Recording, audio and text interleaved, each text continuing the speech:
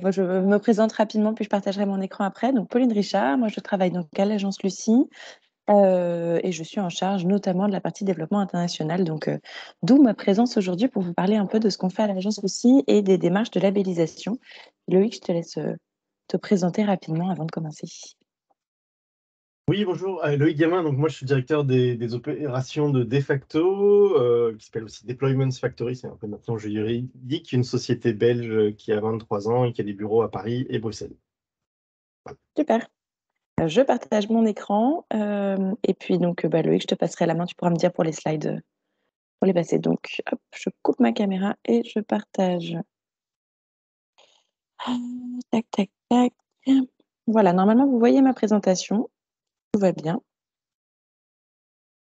J'ai pas de nom, c'est que tout va bien. Donc, sur donc, le sommaire, pour vous dire un peu comment va se dérouler la présentation. Donc, dans un premier temps, quelques chiffres rapidement sur le numérique responsable aujourd'hui, avoir un peu une idée de l'impact notamment qu'il y a derrière l'IT. Je vous présenterai l'agence Lucie, puis nos solutions, notamment sur la partie labellisation. Et puis ensuite, on aura donc Loïc qui est là avec nous pour nous présenter un peu le retour d'expérience de Defacto. Donc, le numérique aujourd'hui, dans un premier temps, l'organisation de demain sera engagée. Alors, on croise tous les doigts, hein. Mais ici, c'est donner quelques chiffres. On a 70% des entreprises qui sont conscientes qu'elles doivent s'engager pour des enjeux sociétaux. Alors, être conscient et puis mettre des actions en place, c'est évidemment pas la même chose, mais c'est déjà une prise de conscience énorme sur les dernières années. 70% des 18-30 ans qui placent le sens au travail avant la rémunération. Donc là, un fort enjeu hein, sur notamment les nouveaux talents qui sortent d'école et puis qui vont attendre et challenger un peu les organisations qui vont le rejoindre par la suite. Et puis 46% des consommateurs qui sont prêts à payer plus cher pour des marques responsables. Ce qui veut dire aussi qu'il y a un fort enjeu à l'extérieur sur la vente les consommations, les consommateurs et les ventes. Sur la partie impact, quelques chiffres aussi, donc des chiffres notamment sur la production. Aujourd'hui, il faut extraire plus de 800 kilos de matières premières pour construire un ordinateur et plus de 70 kilos pour un smartphone. Smartphone qui fait quelques grammes hein, et un ordinateur qui fait environ 1,5 kg à la fin, un ordinateur portable. Donc, voilà, juste pour se donner des ordres de grandeur sur tout ce qui est nécessaire d'extraire pour construire ces matériaux. On a ensuite, en termes d'émissions, aujourd'hui, le numérique représente plus de 10% des consommations électriques mondiales. Donc, un fort sujet sur la consommation électrique et plus de 4% des émissions de gaz à effet de serre qui se rapproche du chiffre de l'aviation. Donc, on est sur un fort impact et puis qui va être amené malheureusement à grandir sur les années qui arrivent. Et puis sur des sujets un peu plus sociaux, 14 millions des Français qui sont aujourd'hui considérés en fracture numérique. Alors, en 2017, les chiffres ont sûrement évolué, mais voilà un vrai sujet aussi sur l'inclusion numérique. Et puis 12 milliards d'objets connectés en 2020, avec pareil un chiffre qui grandit de plus en plus, avec notamment des objets qui n'ont aucun sens, comme des couches connectées, par exemple. Voilà. Donc, c'est des sujets importants aussi à avoir en tête. Et ensuite, des chiffres clés alors par utilisateur sur l'empreinte numérique. Donc, sur une année, un utilisateur va émettre à peu près 800 kg de gaz à effet de serre uniquement liés à sa consommation numérique. 14 000 quasiment litres d'eau qui sont consommés, alors notamment sur la production. Hein. C'est pas directement lié à l'utilisation, mais plutôt sur les phases en amont et en aval du cycle de vie des équipements. Et puis 3 kilos de déchets électroniques par personne et par an, ce qui, multiplié par le nombre de personnes sur Terre, commence à faire beaucoup. Et puis sur une journée au bureau, on consomme sur la partie électrique l'équivalent de 51 ampoules total, ou l'équivalent de 29 kilomètres en voiture qui sont parcourus, ce qui fait 6 380 kilomètres par an quand même, hein, avec une personne dans une voiture. Donc ça fait beaucoup. Et puis c'est un équivalent de consommation par jour, encore une fois, hein, de 7 packs d'eau de 9 litres, ou l'équivalent d'une douche. Donc une consommation aussi en eau qui est assez énorme. Voilà, maintenant qu'on a ces chiffres en tête, qui sommes-nous à l'agence Lucie et comment on essaye d'accompagner les organisations à réduire un peu ces impacts-là. Donc l'agence Lucie, on est une petite agence. Aujourd'hui, on est une vingtaine à peu près.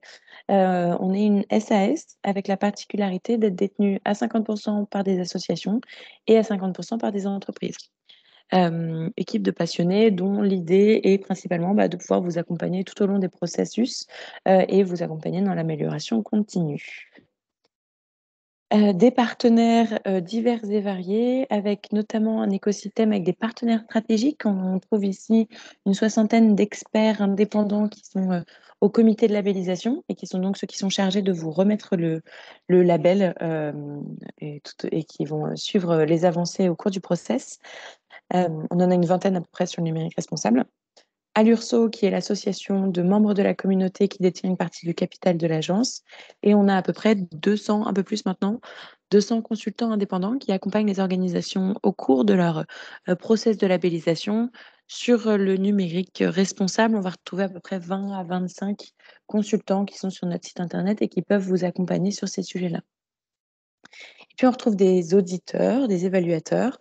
Sur le numérique responsable, on a notamment Bureau Veritas, SGS et Baker Tilly qui mènent les audits sur ces différents sujets pour pouvoir faire un état des lieux. Je vous préciserai ça dans les process de labellisation qui viennent juste après. Et puis après, sur la droite, un large écosystème d'experts, de partenaires, de clubs et réseaux, d'internationaux, d'institutionnels, etc.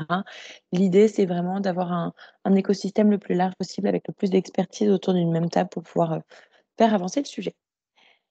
Du coup, pour faire un peu un focus sur le label et son histoire, sa création et l'écosystème qu'il y a aujourd'hui autour de ce label. En fait, le label, le premier référentiel a été créé il y a à peu près 4 ans maintenant par l'Institut du numérique responsable, qui avait, évidemment l'expertise sur, le référentiel et les thématiques à mettre dedans, mais qui avait besoin aussi d'aide pour, gérer tout le process, autour du référentiel. Donc ils ont lancé un appel d'offres qu'on a remporté il y a 4 ans maintenant pour, gérer le process autour de ce référentiel. Et puis il y a 2 ans, on a fusionné avec un autre label qui s'appelait le label ENR, donc qui était un label pour les entreprises du numérique, donc vraiment les services numériques purs et durs. Et on a fusionné pour n'avoir plus qu'un seul label maintenant sur le sujet numérique responsable, avec 2 niveaux, donc une déclinaison en 2 niveaux que je vais vous présenter et une révision du référentiel qui va être amenée à évoluer dans tous les cas dans les années à venir, étant donné le sujet mouvant sur le numérique responsable. Oups. Voilà, donc un peu pour que vous compreniez le sujet. Et donc, ce que je vous disais aujourd'hui, on est le seul label sur le sujet worldwide. Les solutions donc pour travailler sur ces différents sujets, donc en fait, l'idée derrière, l'agence Lucie, hein, c'est de pouvoir vous accompagner, quel que soit votre niveau de maturité actuel sur les thématiques de responsabilité de façon très large, et quelle que soit votre ambition de progrès. Donc l'idée, c'est vraiment de vous accompagner à progresser step by step en fonction de votre niveau de maturité à date. La première étape, c'est, découvrir et s'inspirer. Donc ici, on vous propose notamment, et vous aurez, le lien dans la présentation, ce qu'on appelle le pré-diagnostic, qui est ou le diagnostic flash, qui est un diagnostic qui vous permet, d'avoir une, vision un peu sur les thématiques du référentiel et puis de pouvoir identifier à quel, niveau vous êtes aujourd'hui sur ces différents sujets. Et puis on propose aussi une base de données de bonnes pratiques, proposée, gratuitement à un membre de la communauté, puis à coût, et puis, payant pour d'autres organisations. Et c'est une base de données avec plus de 1000 bonnes pratiques RSE, RSO, qui intègrent des bonnes pratiques sur le numérique responsable. Donc on retrouve, une entrée via l'ISO 26000, via les ODD, des fonctions recherche, plus de 430, enfin quasiment 430 thématiques, et vous allez pouvoir du coup, aller piocher aussi dans des bonnes pratiques à mettre en place sur les différents sujets. Ensuite, on a, aussi à l'agence Lucie un centre de formation dans lequel on propose, une cinquantaine de formations sur, différentes thématiques de responsabilité. Des formations qui sont, à destination des labels, on va dire, donc de façon assez transverse sur le numérique responsable, la RSE, et cetera. Et puis des formations plus ciblées qui sont délivrées par des tiers externes qui ont l'expertise sur la thématique et qui vont pouvoir, vous former sur la communication responsable, le bilan carbone, les achats responsables, et cetera, et cetera. Si on fait un focus IT, on a l'éco-conception, l'accessibilité, et cetera, et cetera. Donc ça, c'est le centre de formation. Pareil, vous aurez le lien, si cela vous intéresse. Et puis ensuite, on a les labels. Les labels, c'est le pourquoi, on est ici aujourd'hui notamment. Donc, sur la partie, alors vous le voyez aussi, on a plusieurs labels hein, qu'on gère à l'agence Lucie. Aujourd'hui, on va faire un focus sur le label numérique responsable qu'on porte pour le compte de l'INR, donc l'Institut du numérique responsable, ou l'ISIT. Mais on a aussi à l'agence Lucie des labels, alors sur la partie RSE ISO 26000, notamment le label Lucie 26000, qui est notre label phare. On porte pour le compte de CCI France et de CCI de façon assez générale, donc les chambres de commerce et d'industrie, le label Envol sur les enjeux environnementaux. Et on porte aussi un label pour le compte de Bureau Veritas sur les enjeux de biodiversité. Voilà, tout ça étant dit, focus sur le label numérique responsable. Donc le référentiel, je vous disais, qui a été construit, donc, enfin, été co-construit maintenant avec France IT, l'INR et l'agence Lucie. L'idée ici, c'est vraiment de traiter le numérique responsable de façon large, aussi bien tout ce qui va être Green IT ou Green Social, ou comment est-ce que on peut réduire l'impact de son organisation via de l'IT, et puis aussi tout ce qui va être IT for Social et IT for Green, ou comment est-ce que l'outil numérique peut aussi être un levier de réduction d'impact. Donc ici, dans ce référentiel, on a un référentiel générique qui est composé de 4 grandes thématiques. Première thématique, stratégie gouvernance, ou comment est-ce que l'organisation intègre la stratégie numérique responsable dans sa stratégie globale, comment est-ce qu'elle identifie les budgets, les personnes, les indicateurs pour suivre les évolutions, etc., etc. Donc là, on est plutôt sur une thématique structuration, on va dire. Ensuite, on a une thématique soutien à la stratégie numérique responsable. Ici, on va retrouver des thématiques plutôt sociales sur identifier les parties prenantes, se mettre en dialogue avec elles sur des sujets de numérique responsable, les sensibiliser, former les collaborateurs sur les sujets, monter en compétences, pouvoir aussi, quand on va communiquer auprès des parties prenantes, penser aussi bien le contenant que le contenu. Est-ce que notre site internet, nos supports de communication sont pensés de façon sobre et accessible? L'accessibilité des outils aussi dans l'organisation, etc., etc. Thématique 3, qui est la plus grosse des thématiques, qui porte sur le cycle de vie des équipements. Donc ici, on va retrouver, enfin des équipements, pas que d'ailleurs, cycle de vie des équipements, des logiciels et des infrastructures, et puis tout ce qui va être gestion des données. Donc ici, on va traiter aussi bien des achats, de l'utilisation que de la fin de vie. Tout ce qu'on disait, déchets électriques, électroniques, suppression des applications, par exemple, etc. Faire de l'éco-conception sur des applications, par exemple, etc., etc. Vous aurez un lien, enfin, vous avez ici la synthèse du référentiel qui vous sera envoyé aussi par la suite. Et enfin, la quatrième thématique sur le référentiel générique, c'est étendre sa démarche numérique responsable. Donc ici, on va retrouver tout ce qui va être IT for Good, IT for Green, et aussi comment est-ce que votre organisation peut avoir un impact sur son territoire en allant sensibiliser, par exemple, des universités, en allant travailler avec des associations sur le territoire, etc., etc. Et ensuite, on a 2 thématiques additionnelles sectorielles qui viennent s'apposer sur un référentiel générique pour les ESN, donc entreprises de services numériques. Donc là, on va vraiment faire un focus sur l'offre, ce qui est proposé en externe aux clients. Et puis, une autre thématique pour les collectivités, puisqu'on commence à travailler avec pas mal de collectivités publiques. Et donc là, l'idée, c'est comment est-ce que les collectivités vont pouvoir intégrer des accompagnements des organisations sur le territoire, potentiellement des subventions et des orientations aussi dans les stratégies long terme. Voilà pour les référentiels. Si on passe maintenant au process de labellisation, donc je vous disais 2 niveaux. Le niveau 1, qui est le premier niveau pour commencer sur la thématique, et puis le niveau 2 qui va un peu plus loin.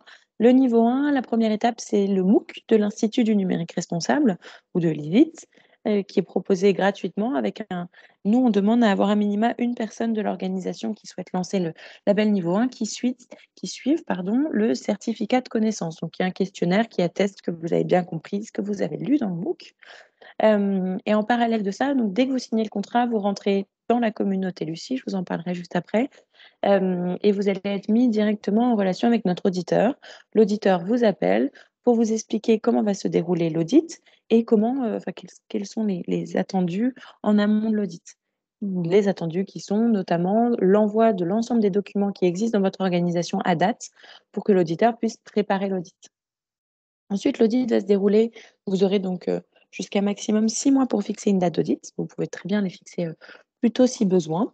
Et ensuite, donc, vous allez réaliser l'audit. Cet audit sur le niveau 1, il se déroule sur une demi-journée pendant laquelle on va passer en revue le référentiel avec en face 1, 2, 3, 4 personnes maximum, on va dire, de l'organisation qui prétend à la labellisation et pouvoir dérouler le référentiel ensemble pour pouvoir, à la fin de la demi-journée, attribuer un score.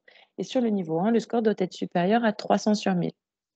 Dans le rapport d'audit, vous aurez également des pistes d'amélioration sur la base desquelles vous allez pouvoir rédiger des engagements de progrès.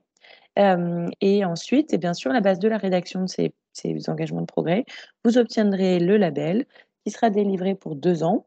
2 ans pour mettre les actions sur lesquelles vous vous êtes engagé en place, avec au bout de 2 ans, un choix, soit de renouveler le niveau 1 avec un meilleur score que sur le précédent cycle, soit d'aller sur le niveau 2. Et ça, vous pouvez très bien choisir avant la fin du cycle d'aller sur le niveau 2 si jamais vous vous en sentez en capacité.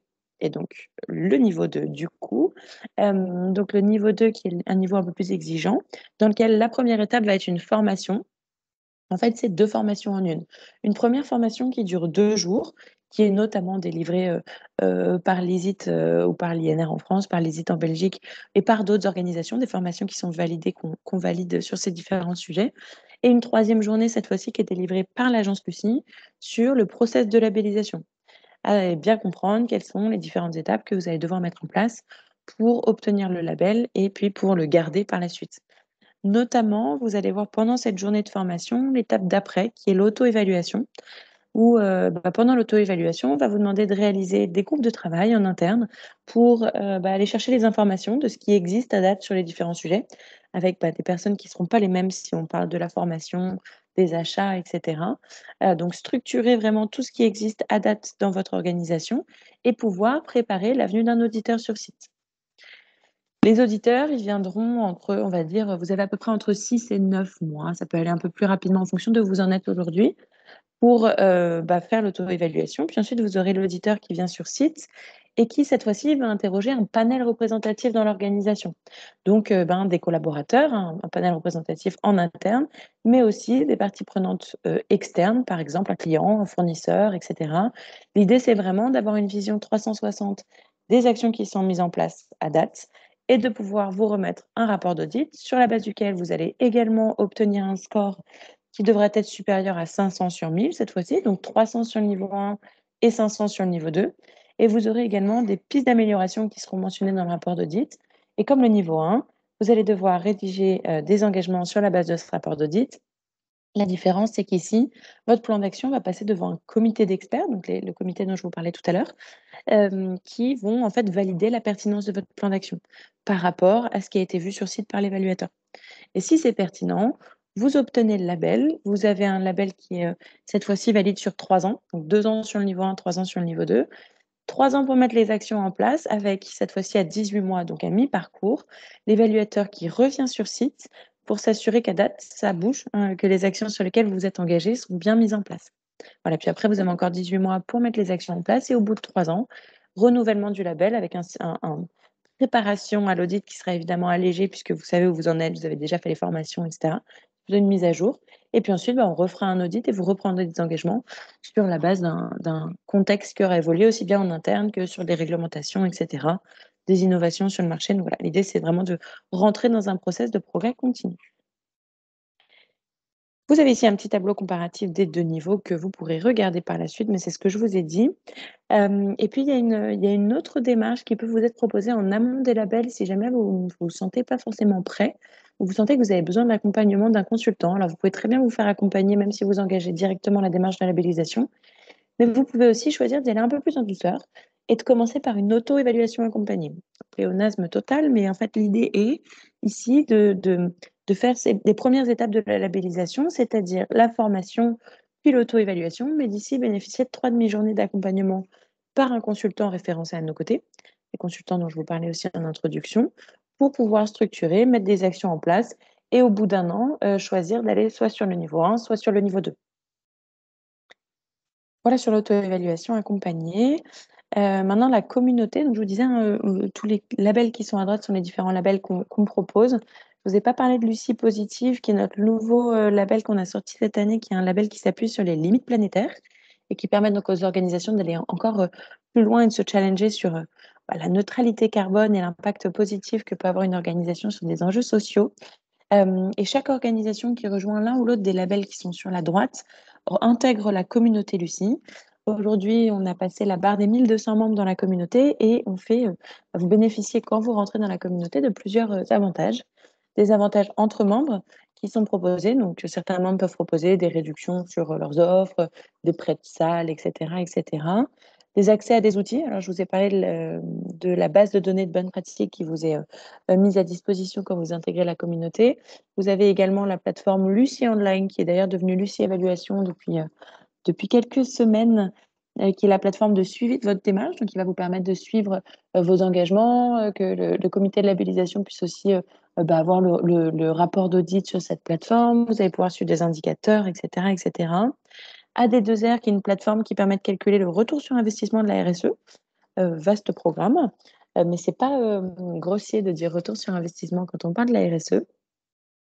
Vous avez aussi des réductions jusqu'à moins 25% sur une sélection des formations de notre somme de formation pour pouvoir aussi monter en compétence sur les différents sujets.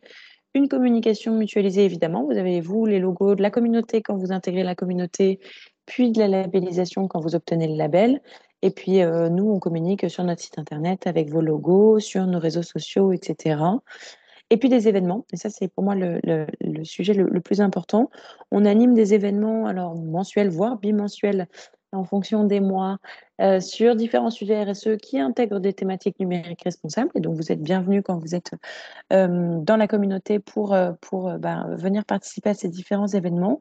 Et on anime aussi des événements en présentiel, une fois par trimestre, avec les différents membres dans les différents pays ou régions en fonction de la localisation. Voilà. Et l'idée, c'est de partager des bonnes pratiques, de pouvoir s'aider les uns les autres et de connaître un peu l'écosystème local.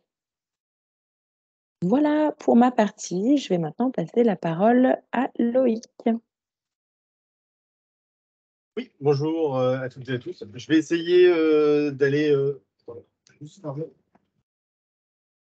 Je vais essayer d'aller rapidement sur les slides dans le but de pouvoir potentiellement répondre aux questions ensuite et créer de l'échange.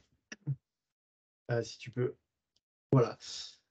Oula, ça, ils sont un peu friqués. Donc, moi, je m'appelle Loïc Gamin, je suis directeur des opérations depuis 2021 chez Defacto.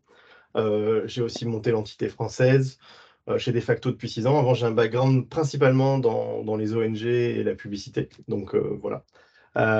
Si tu veux la slide suivante. Defacto, on est une boîte spécialisée dans la data et la tech.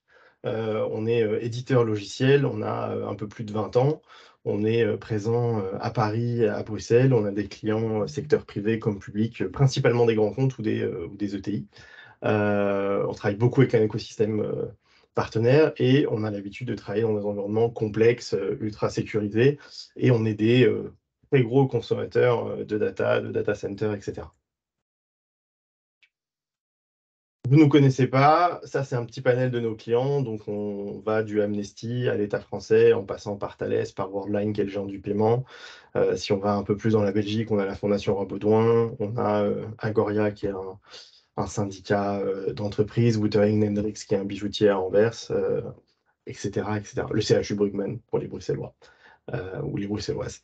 Voilà. Exquis aussi, les petits sandwichs, c'est le siège est à Bruxelles. Donc pourquoi rentrer dans une démarche? L'idée pour nous, en fait, ça s'est fait assez naturellement. Avant de rentrer dans la démarche, on faisait déjà beaucoup de choses d'un point de vue RSE et autres. La nature de notre métier aussi, c'est de simplifier les choses, hein. Donc on essaye de tuer les Excel, de supprimer les datas qui ne servent à rien ou alors d'aller exploiter les données pour faire de la qualité, pour être plus efficient. On supprime aussi beaucoup de systèmes legacy qui peuvent coûter cher, hein, parce que voilà, si on a une multiplicité des systèmes, bon, bah, on a les factures qui s'alourdissent, on maintient des serveurs, on maintient des backups et on conserve de la data un petit peu pour rien. Et l'idée aussi, c'est de permettre aux équipes de se reconcentrer sur leur métier, donc de ne plus passer du temps à préparer de la donnée, à faire des Excel, à se dire, OK, est-ce que la donnée que j'ai en face de moi est fiable? Et donc, dans cette logique, on va dire, de gros consommateurs, on s'est dit, bon, ça serait bien qu'on commence à prendre une feuille de route autour du numérique responsable et de l'ESG un peu plus largement. Allez, c'est live. Donc, comme je le disais, on a un engagement fort dans notre ADN. On a développé il y a quelques années, principalement quand je suis arrivé,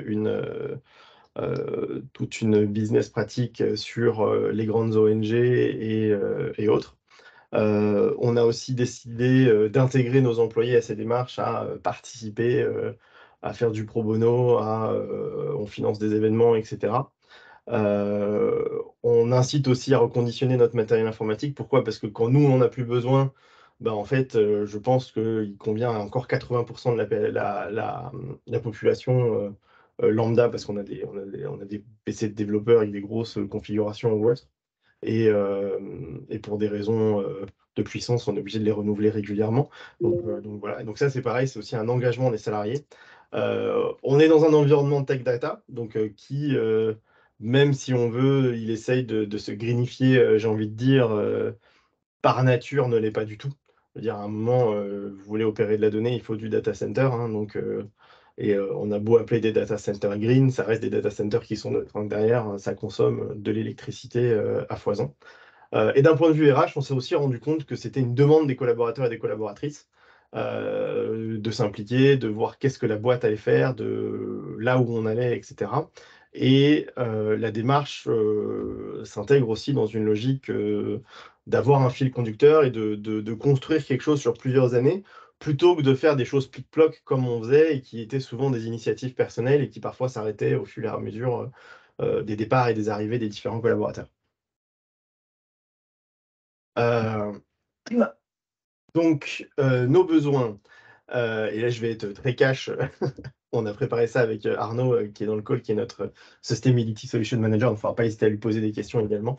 Nos besoins, c'était un label européen. Pourquoi? Parce qu'on voulait quelque chose, on voulait faire une démarche simultanée entre Paris et Bruxelles, et on voulait surtout avoir une cohérence. On voulait surtout pas ce que j'appelle payer les coups de tampon ou payer des labels type Great Place to Work, etc., où on sait que on peut mettre un manager derrière l'employé qui répond le formulaire et derrière on aura une super note, etc., mais ça sera pas un reflet de la réalité. Donc on n'avait pas de souci à se dire en fait on n'est pas bon et comment on va se structurer. Et on voulait vraiment quelque chose où on allait pouvoir avancer par palier et construire une roadmap pluriannuelle. On avait aussi mis des moyens derrière, en amont de cette démarche. Donc, on a un Sustainability Solution Manager qui est Arnaud. On avait pris un stagiaire aussi dont la mission a été de structurer toute notre stratégie en interne avec une ressource dédiée, etc. Il s'avère que d'un point de vue métier, on accompagne l'État français sur des sujets ESG ou des grandes banques, etc., par nos outils technologiques. Donc, on a aussi développé en parallèle une expertise métier.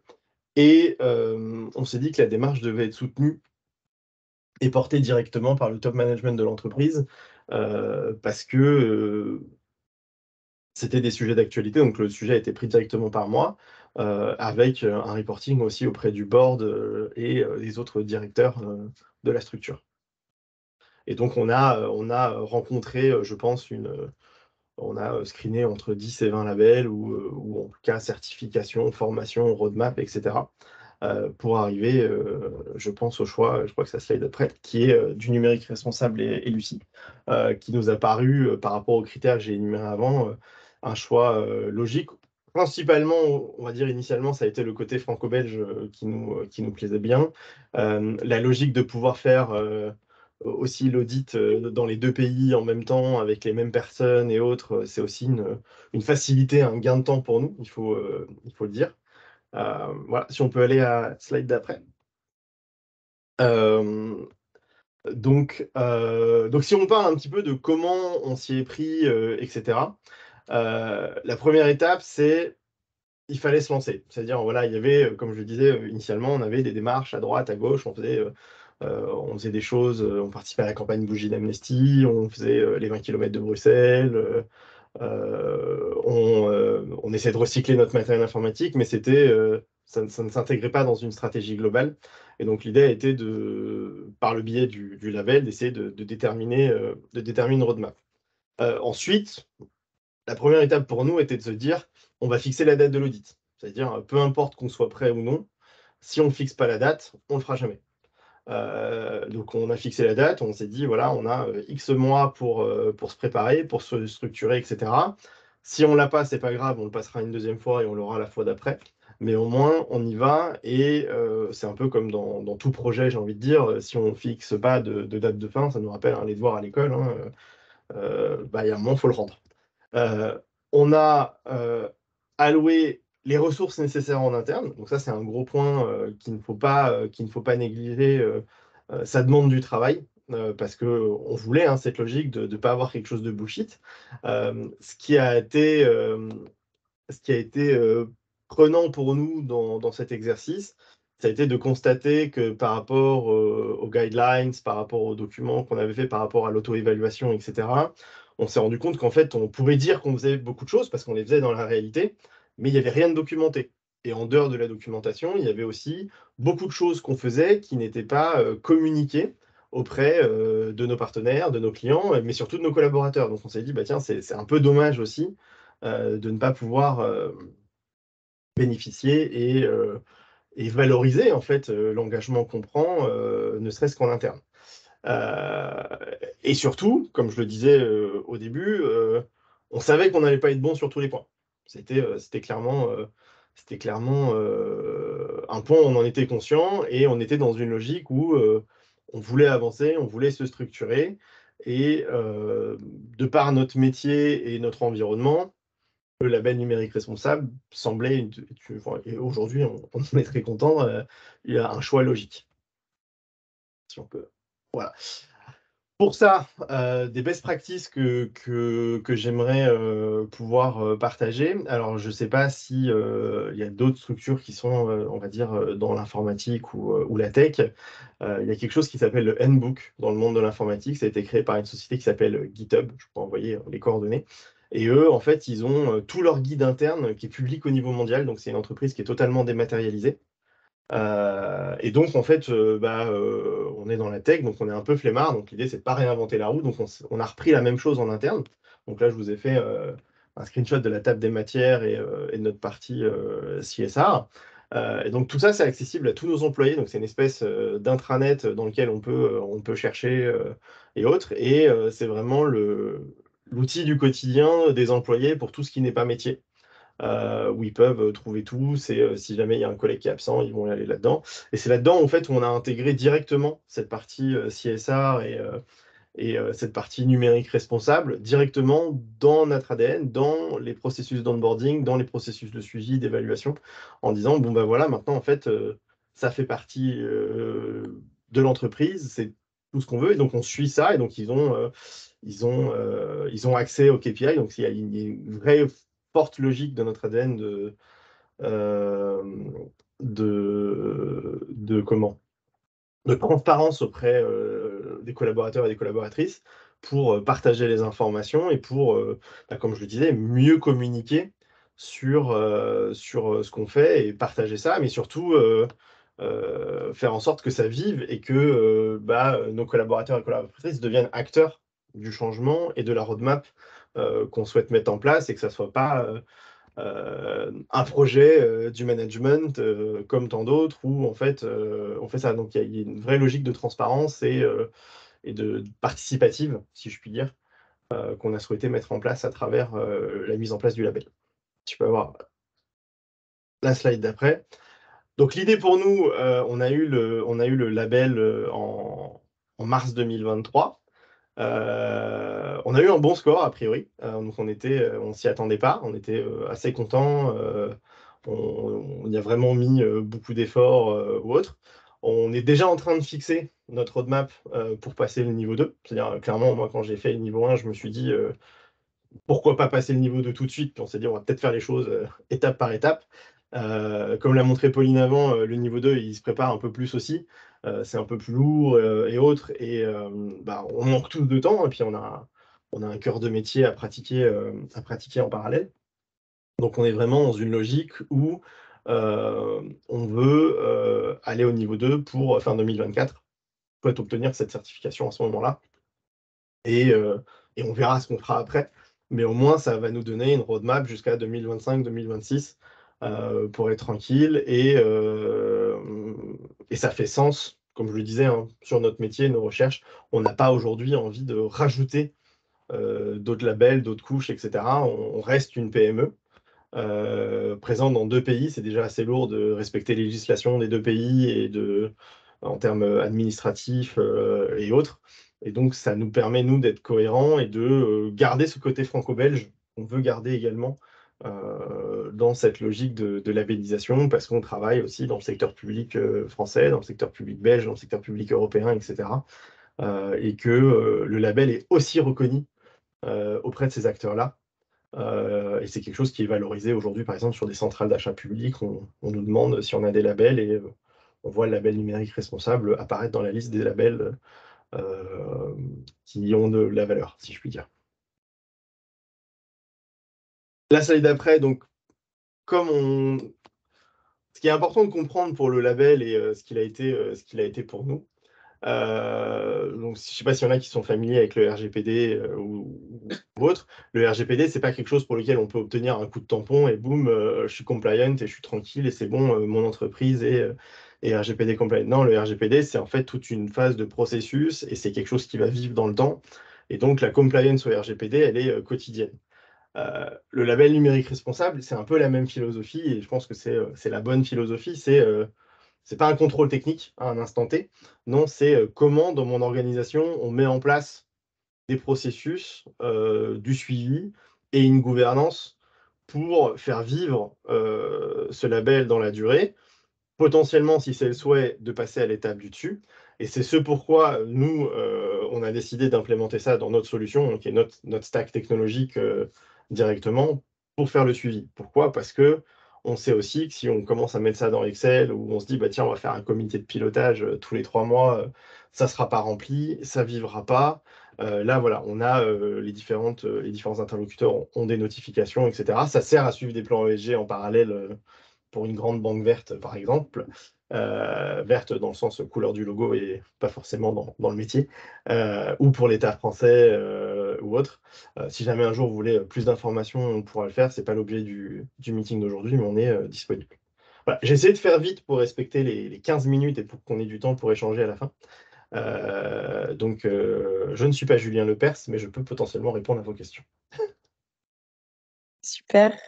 Merci beaucoup Loïc. On est parfaitement, on time. C'est génial. Du coup, n'hésitez pas si vous avez des questions. A priori, vous avez la possibilité d'activer vos micros, donc n'hésitez pas à les poser de vive voix.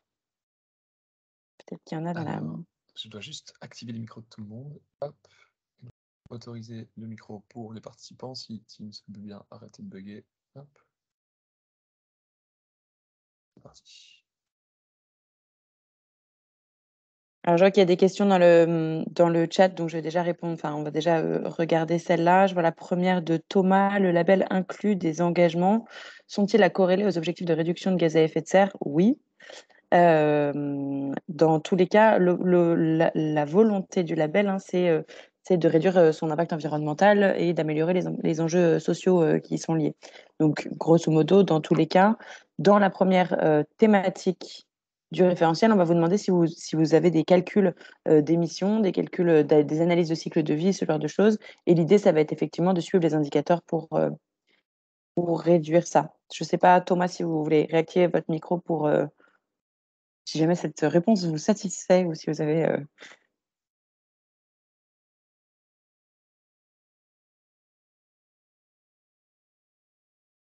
super. Bon, on va dire Thomas satisfait. Que se passe-t-il si l'organisation est déjà avancée sur le sujet numérique responsable, personnes formées, audit de maturité, EACV fait, plan d'action en cours, etc. Doit-on reprendre toutes les étapes du niveau 2, par exemple? Oui, elles iront plus vite, évidemment, si vous avez déjà des choses qui sont mises en place, notamment sur la partie d'auto-évaluation. Sur la formation, si vous avez déjà des personnes... Oui. Si vous avez déjà des personnes qui ont suivi des formations sur le numérique responsable et qu'elles respectent le cahier des charges qui a été établi, vous n'aurez pas besoin de suivre les 2 premiers jours. Sur le niveau 1, vous n'aurez pas besoin de suivre le MOOC et le certificat. Sur le niveau 2, vous pourrez suivre que la 3e journée sur le process de labellisation. Vous l'avez déjà suivi, pas besoin de la suivre 2 fois. La partie d'auto-évaluation, si vous avez déjà identifié les actions mises en place, etc., ça sera plus rapide. Après, nous, on a quand même une méthode assez spécifique. Donc, il faudra rentrer dans les lignes, on va dire, des attendus. Mais sinon, ça ira plus vite. Et puis après, par contre, effectivement, audit, plan d'action. Voilà. Dans tous les cas, les organisations à 1000, ça n'existe pas. Il y a toujours des choses à mettre en place et à minima à se maintenir à niveau. Donc, voilà, on est aussi là pour l'amélioration continue. Pareil, je ne sais pas si Cécile, vous avez un complément sur cette question. Non, merci, vous avez très bien répondu à mes questions. Merci. Nickel, ça marche. Je reviens sur Thomas, encore une question de Thomas. La tendance marché à propos de la data semble rester constante, toujours plus.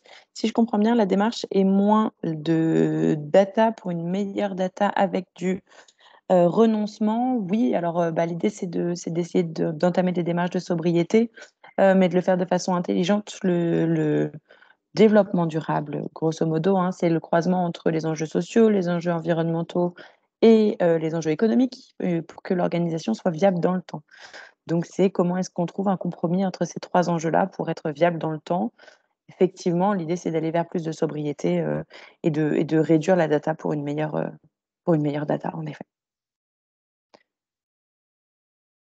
Est-ce que c'est possible de rebondir sur cet élément? Bien sûr, bien sûr. Désolé du coup, Arnaud Bonisoli, donc je fais partie également de Defacto.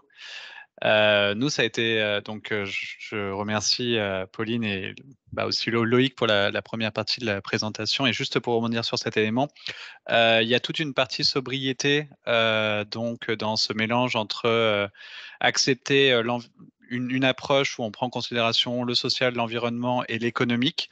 Et cet aspect-là, nous, on l'axe extrêmement sur justement le label numérique responsable parce que c'est se regarder nous directement. Et après, de notre approche, en fait, est très profondément ancrée dans notre ADN parce que notre business model en tant que tel est vers une volonté d'un numérique responsable pour nos clients également.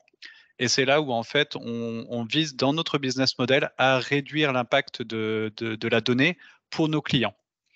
C'est très, très difficile à quantifier. Et c'est pour ça aussi que c'est important de commencer par notre propre activité et de quantifier notre propre activité.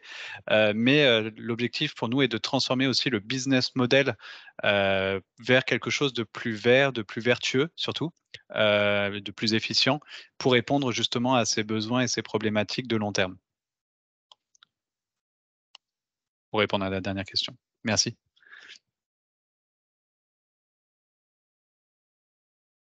Je pense que vous êtes en off, Pauline, par contre, en mute. En effet, je parle toute seule. Je disais merci. Et du coup, Thomas, si vous voulez compléter là-dessus. Sinon, on continue sur vos questions. Non, mais merci pour vos réponses. C'est très clair. Je pense que ce que j'entends effectivement, c'est qu'il faut déjà quantifier. Il faut savoir de quoi on commence. Et voilà, c'est juste relativement inquiétant quand on voit les chiffres globaux de la data. Je vois pas de réduction à venir. A priori, les projections sont que de l'augmentation. Donc, passer par ce projet ici de labellisation, de se mettre dans une démarche, évidemment, ça ne peut que améliorer les choses. Encore faudra-t-il peut-être avoir des lois. C'est pour ça que je faisais référence à la loi Rennes, sachant qu'elle pourrait éventuellement se renforcer, devenir plus contraignante à terme.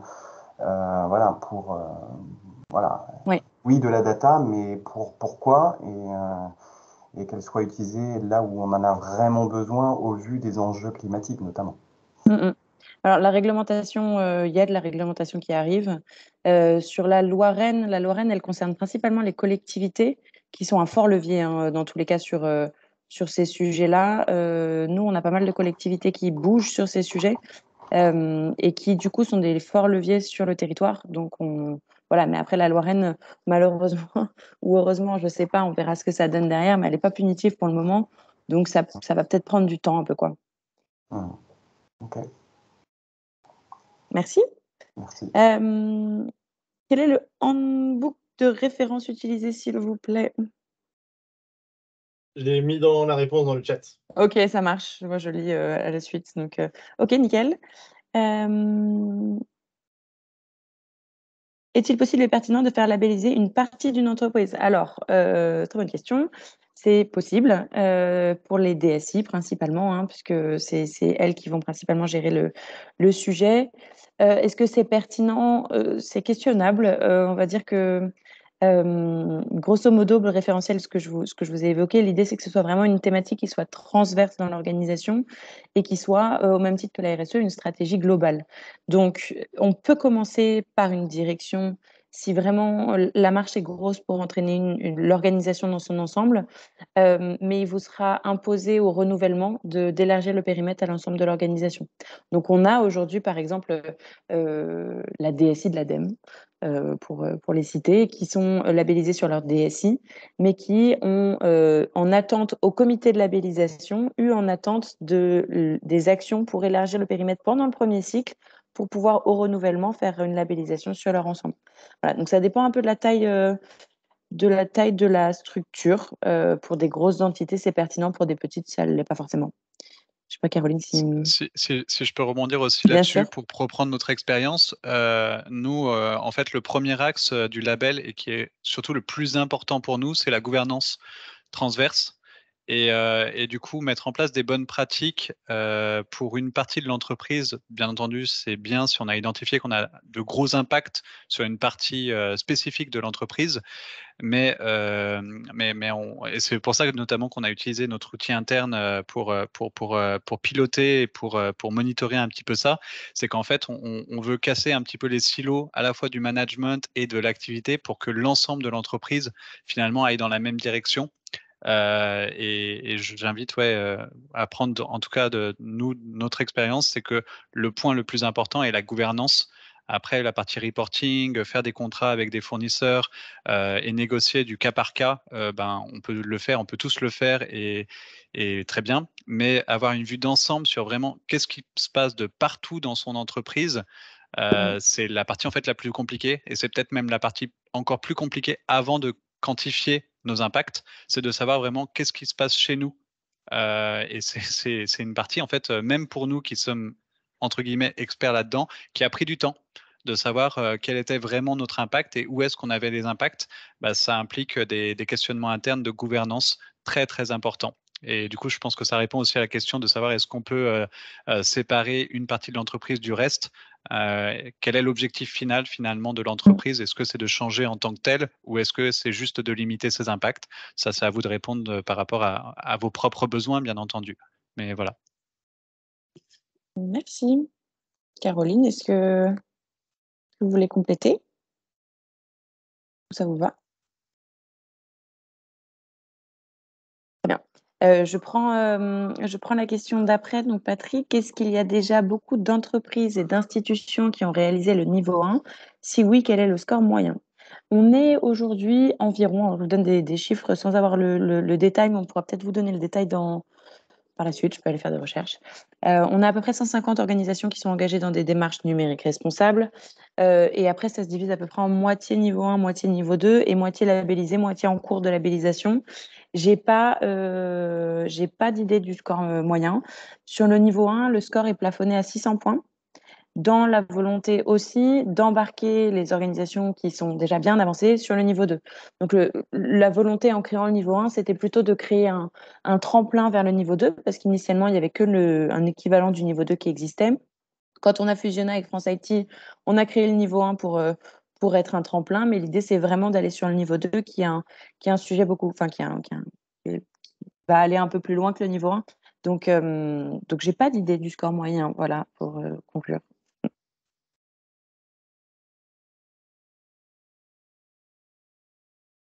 Existe-t-il des aides aux organisations pour être labellisées? Oui, il existe une aide de l'ADEME, mais je ne vous cache pas que je n'ai pas de suivi sur l'évolution. L'ADEME la relance, la met en pause, etc. Mais effectivement, il existe dans le tremplin de l'ADEME une ligne sur la labellisation numérique responsable qui monte à jusqu'à 3 000 €. Les tarifs vous seront mis en annexe, hein, puis on pourra en reparler si besoin par la suite. Mais l'aide de l'ADEME, ce qu'il faut savoir, c'est qu'en fait, elle monte à 3 000 €, mais vous devez faire une demande minimale sur l'ensemble des lignes de 5 000. Donc, vous ne pouvez pas demander que l'aide sur la labellisation, vous devez demander une autre aide, sachant qu'il y a une autre ligne qui est aide à l'éco-conception. Et donc, vous pouvez faire intervenir des consultants, notamment pour vous aider dans la labellisation sur ces sujets, à hauteur de 2 000 € du coup. Voilà. Mais du coup, qui dit ADEME dit organisation française. En Belgique, pour l'instant, il n'y a pas encore d'aide, mais j'y travaille. Et après, en fonction potentiellement des CCI, alors elles fonctionnent de façon très diverse, mais en fonction des CCI ou des entités en publiques locales, peut-être se rapprocher pour voir s'il y a des aides. Il y a notamment des aides régulièrement sur la partie innovation. Donc ça peut être intéressant. Nous, à titre d'information, à Bruxelles, on avait fait les demandes à Bruxelles Formation, Bruxelles Finance, Innoviris, etc. Il y avait aucune aide. Éventuellement, Hub Bruxelles avait réfléchi, mais parce qu'il y avait la logique sur les 2 pays, mais au final, ils ont donné un refus. À savoir qu'il y a certaines entités publiques dont je ne citerai pas le nom puisqu'elles ne sont pas encore engagées, mais qui devraient pas tarder à signer et qui vont s'engager sur le référentiel collectivité dans lequel on les pousse sur les aides pour les entreprises du territoire. Donc, j'y travaille. Ça serait intéressant d'avoir un reporting consolidé à propos des labellisés par secteur. Il existe, je vous l'envoie, je l'envoie à Jules ou je vous l'envoie là, je peux vous envoyer le lien dès maintenant.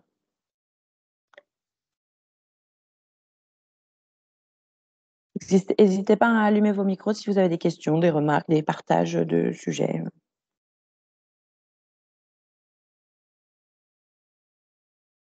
Et en sachant que peut-être on n'a pas été clair à la fin, mais qu'on est vraiment ouvert aussi de faire un partage d'expérience, même en bilatéral, pour si jamais il y a des questions sur le label et pourquoi et comment on l'a mis en place.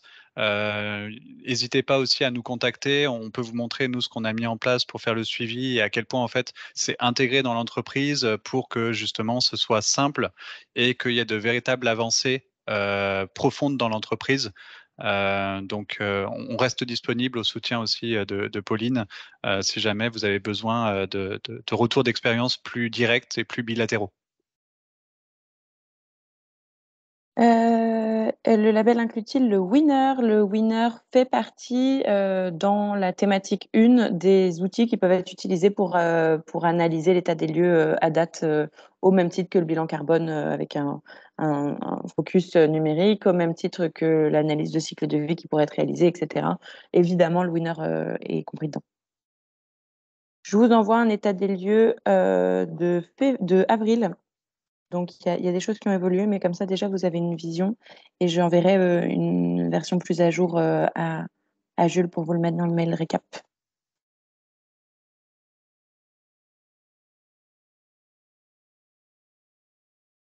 Si, dans tous les cas, vous aurez, encore une fois, hein, le mail récap avec le replay, nos coordonnées respectives. Et vous êtes les bienvenus pour nous reposer des questions par la suite. Si jamais ça vous vient par la suite ou que vous n'y avez pas pensé aujourd'hui ou que c'est plus personnel, enfin voilà, il y a avec grand plaisir pour en reparler. Pour information, oui. Pour information, je vous partage juste un élément que je ne vous ai pas partagé dans la présentation. Peut-être que certains autour de la table seraient intéressés. On a, je vous le disais, un écosystème de consultants partenaires qui sont référencés à nos côtés. On n'en a pas énormément en Belgique pour l'instant. On a une grille avec des critères de référencement à remplir, etc. Donc, si jamais certains d'entre vous autour de la table sont consultants, sont intéressés ou sont intéressés même pour nous appuyer sur le développement international, connaissent des gens qui connaîtraient des gens qui seraient intéressés, quoi que ce soit, je prends. Voilà. Et vous recevrez les slides de la présentation, bien sûr.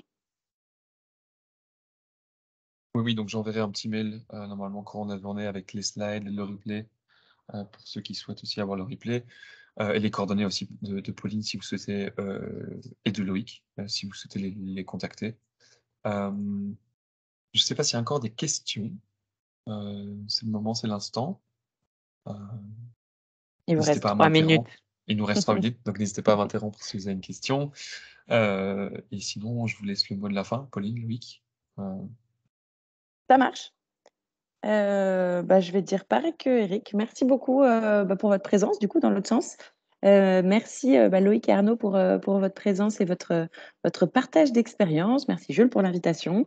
Et au plaisir de continuer ces échanges. Loïc, si tu veux Oui, et dire un petit mot. je vais reprendre les propos d'Arnaud. Merci à toutes et à tous pour votre temps. Et surtout, je pense que la collaboration fait partie du label et de la démarche. Et donc, n'hésitez pas à nous écrire sur LinkedIn, par mail, si mes coordonnées sont envoyées, etc. On se fera un plaisir de prendre un peu de temps pour répondre sur ce type de démarche. Voilà. Très belle journée. Super. Merci à tout le monde. Très bonne journée à tout le monde. Merci beaucoup. Vous aurez tout dans le Merci. mail. Au revoir. Merci. Bonne journée. Au revoir.